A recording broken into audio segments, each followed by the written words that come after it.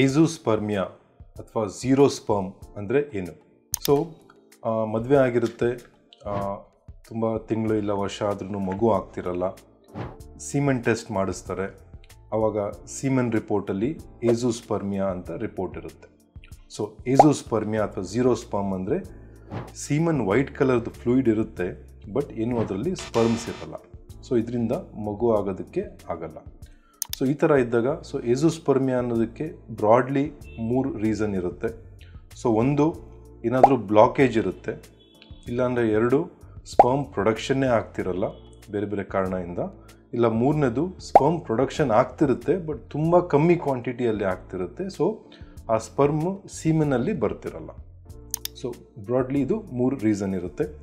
So ನಾವು hormonal ಬ್ಲಡ್ಡಲ್ಲಿ hormonal checkup ಮಾಡಿಸ್ತೀವಿ ಮತ್ತು ಸ್ಕ್ಯಾನಿಂಗ್ ಮಾಡಿಸ್ತೀವಿ. ಸೊ ನೋಡ್ಕೊಂಡು ಏನಾದರೂ ಬ್ಲಾಕೇಜ್ ಇದ್ದರೆ ನಾವು ಅದಕ್ಕೆ ಸರ್ಜರಿ ಯೂಶ್ವಲಿ ಸಜೆಸ್ಟ್ ಮಾಡ್ತೀವಿ.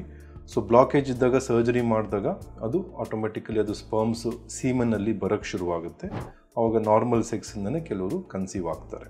ಮತ್ತು ಇನ್ನೊಂದು ಸೆಕೆಂಡ್ ಮತ್ತು ಥರ್ಡ್ ಇರೋದು, ಸೊ ಅದು ನಮಗೆ ಅದು ಆಪ್ರೇಷನ್ ಅಥವಾ ಬಯಾಪ್ಸಿ ಮಾಡಿದಾಗೇ ನಮಗೆ ಟೆಸ್ಟಿಸಲ್ಲಿ ಸ್ಪರ್ಮ್ಸ್ ಇದೆಯೋ ಇಲ್ವೋ ಅಂತ ಗೊತ್ತಾಗುತ್ತೆ. ಸೊ ಅದೇನು ಸ್ಪರ್ಮ್ಸ್ ಸಿಗುತ್ತೆ ಟೆಸ್ಟಿಸ್ ಬಯಾಪ್ಸಿಯಲ್ಲಿ, ಅದನ್ನು ನಾವು IVFಗೆ ಯೂಸ್ ಮಾಡ್ಕೊಬೇಕಾಗುತ್ತೆ. ಸೊ ಕೆಲವರು ಅನ್ನೆಸೆಸರಿ ಪ್ರೋಟೀನ್ ಸಪ್ಲಿಮೆಂಟ್ಸ್ ಅಂತೆ ಅದು ಇದು ಆನ್ಲೈನಲ್ಲಿ ಆರ್ಡ್ರ್ ಮಾಡಿ ತೊಗೊತಾ ಇರ್ತಾರೆ. ಸೊ ಇದರಿಂದನೂ ಕೆಲವು ಟೈಮು ಏಜೋಸ್ಪರ್ಮಿಯಾ ಅಂತ ಟೆಂಪ್ರರಿ ಆಗಿ ಇರುತ್ತೆ. ಬಟ್ ಆ ಸಪ್ಲಿಮೆಂಟ್ಸ್ ಏನು ಅನ್ನೆಸೆಸರಿ ಥಿಂಗ್ಸ್ ತೊಗೊತಿರ್ತೀರ, ಅದನ್ನು ಸ್ಟಾಪ್ ಮಾಡಿ ಒಂದು 3 ಮಂತ್ಸ್ ವೆಯ್ಟ್ ಮಾಡಿದ್ರೆ ಕೆಲವು ಟೈಮ್ ಸ್ಪರ್ಮ್ಸ್ ಆಟೋಮೆಟಿಕ್ಕಾಗಿ ಸೀಮನಲ್ಲಿ ಅಪಿಯರ್ ಆಗೋಕ್ಕೆ ಶುರುವಾಗುತ್ತೆ. ಸೊ ಅನ್ನೆಸೆಸರಿ ಥಿಂಗ್ಸ್ನ ಆನ್ಲೈನಿಂದ ಆರ್ಡ್ರ್ ಮಾಡಿ ತೊಗೊಬೇಡಿ, ಅದರಿಂದನೂ ಕೆಲವು ಟೈಮು ಸ್ಪರ್ಮ್ಸ್ಗೆ ಎಫೆಕ್ಟ್ ಆಗುತ್ತೆ.